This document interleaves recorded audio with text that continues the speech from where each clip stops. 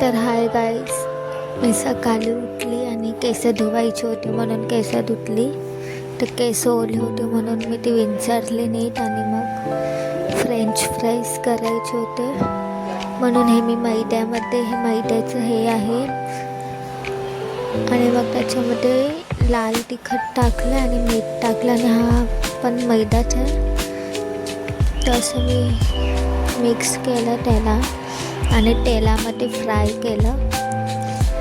तेल एकदम चांगलं तापवलं आणि तेलामध्ये फ्राय केलं आणि ही माझी क्लिप जरा चुकून आडवी निघाली आणि मग ते अशी झालेली खूप छान लागत होते आणि एकदम क्रिस्पी लागत होते. त्याच्यानंतर चाय केली. चाय प्यायची होती म्हणून मी चाय केली. त्या चॅनलला सबस्क्राईब केलं नसेल तर सबस्क्राईब करा.